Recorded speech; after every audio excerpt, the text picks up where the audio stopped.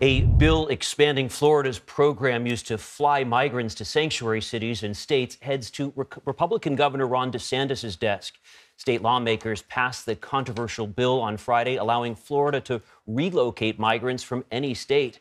Conservatives claim the practice is necessary because of the border crisis, while human rights advocates compare the program to human trafficking. Meanwhile, New York City is busing migrants to the Canadian border. Mayor Eric Adams says it's an attempt to help people who want to go elsewhere. Here to discuss is Stephan Reichhold. He's the executive director for the Roundtable of Organizations Serving Refugees and Immigrants, which helps support and defend the rights of refugees and migrants and immigrants in Quebec. Thanks for joining us. Let's start with just the latest from Canada. What is your organization doing to help with this influx of migrants?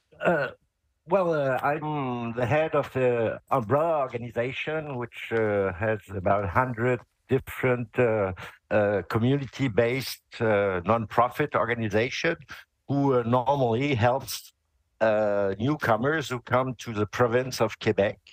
And they're funded by the government, by the provincial government, to help all the newcomers. And this includes also asylum seekers, of course, who come through the border. I want to ask about what's happening here in the U.S., because what we're seeing happen, Stephan, is people being passed from one state to another. I wonder how you interpret that. What does this say about how people in developed nations like Canada and the U.S. are treating migrants? Yeah, well, what we know after what people are telling us, they decided if they're in New York, in Boston, or wherever, they want to come to Canada. So they're looking the easiest way. So they take the bus. Fortunately, the New York city is paying the bus. The Canadian government does the same. Because there's a big concentration in Montreal, which is a big challenge. So they pay for the migrants to go to Ontario or to another province. So it's the same phenomenon. We try to send them in other, so the challenge is smaller. Yeah. It's interesting because I was reading a bit about this in Canada. You all are at this point trying to encourage more legal migrants to come to deal with falling birth rates and labor shortages there. So I wonder how this squares with that.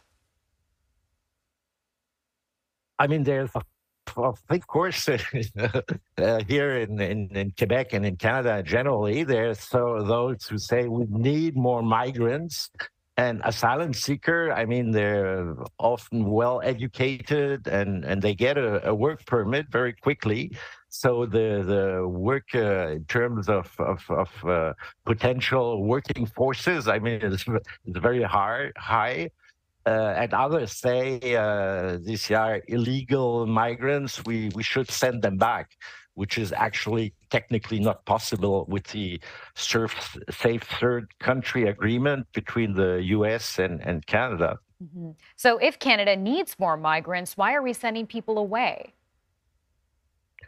Well, we don't send people away. Canada is not, because they are allowed, as soon the rules and the law is, as soon you have a foot put on the Canadian soil, you're entitled to ask for asylum.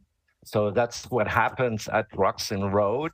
The people cross the border.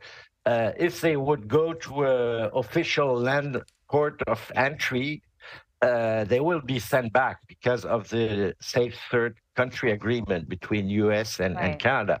So what we propose is just to suspend the safe third country agreement, and so that everybody who wants goes to a official land port of entry, and it'll be much more easy to organize. And once they're here, they're taken care. They get temporary housing and social welfare and work permits. So it's pretty under control. Even if there are many, we'll talk about 90,000 in Canada for the 2022. I was reading that they get this, Which is, they get health care, work permits right within just a couple of months. So it is a very accommodating place for migrants. You mentioned a few times the safe third country agreement. What is that? that's there's been made an agreement in 2004, I think, with the Clinton administration. So a person who is Canada ought to ask for asylum in the first country where he arrives. So, but of course, most of the migrants come through the USA, and they're supposed to ask asylum in the USA. But as you know, the asylum system in the USA is a bit problematic, which is easier to get asylum in Canada than the USA. So many prefer to go to Canada, and where about 60% of the asylum seeker are accepted. Yeah.